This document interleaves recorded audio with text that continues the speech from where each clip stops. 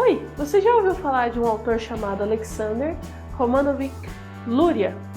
Bom, ele junto com Vygotsky e com Luntchev foram grandes expoentes da teoria histórico-social.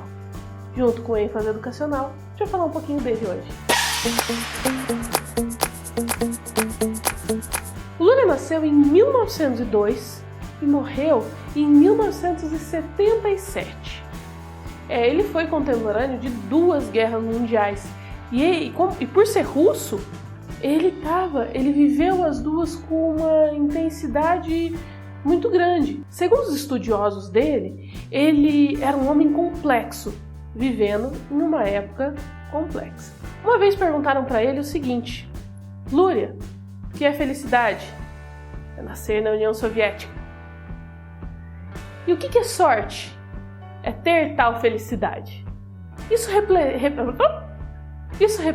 a complexidade desse homem, que amava o país, todo o desenvolvimento intelectual da época e ao mesmo tempo reconhecia todas as dificuldades políticas, econômicas e também sociais daquele período. Por isso, um homem tão complexo. O Luria, como a gente já disse, ele se vinculou tanto ao Vygotsky quanto ao Luntchev. Se você der uma olhadinha nos nossos vídeos, você vai perceber que tanto o Luntchev quanto o Vygotsky têm um espaço importante aqui. Isso porque, dentro dessa abordagem, eles são os 3 grandes nomes.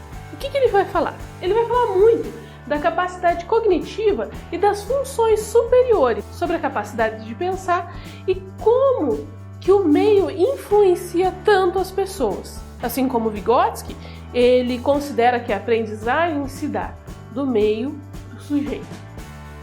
Ele vai integrar as ideias biológicas e sociais. Então, ele vai pesquisar, como ele tem uma grande curiosidade de como se dá o conhecimento, como o cérebro funciona e tudo isso, ele vai tentar pensar tanto nas características biológicas do sujeito, quanto nas características sociais. Por querer saber como o cérebro funciona, ele vai trabalhar dentro da área da neuropsicologia. E ele vai chegar a algumas conclusões, como por exemplo, que o cérebro ele é plástico, então ele consegue se moldar a partir de como as coisas vão funcionar para eles. Caio, colocar essa parte, a outra eu demorei muito, para ficar mais curto.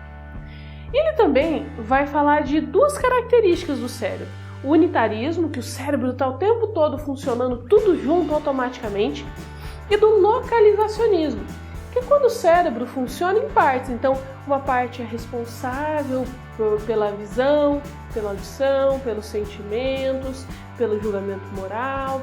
Então, aí vai ser dividido o cérebro em locais específicos de funcionamento. E ele vai falar assim, não, gente, é os 2. O cérebro funciona como uma grande orquestra.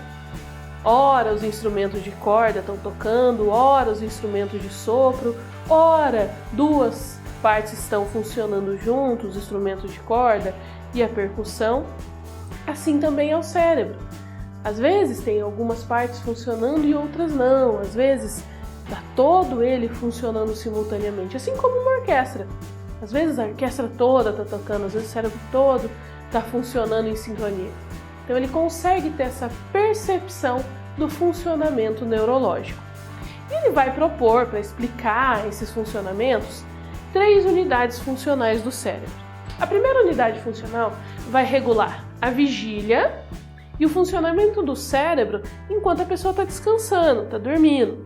A segunda unidade funcional do cérebro vai se vincular ao recebimento e à análise das informações, bem como ela vai armazenar essa informação. E a terceira unidade funcional do cérebro vai utilizar as outras anteriores para regular e controlar a atividade do sujeito.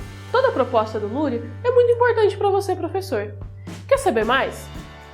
Curte a nossa página no Facebook e se inscreve no nosso canal. Se você quiser saber de outro autor, outras informações, comenta aqui no vídeo. A gente tem feito muita coisa de acordo com as necessidades de você que está nos acompanhando.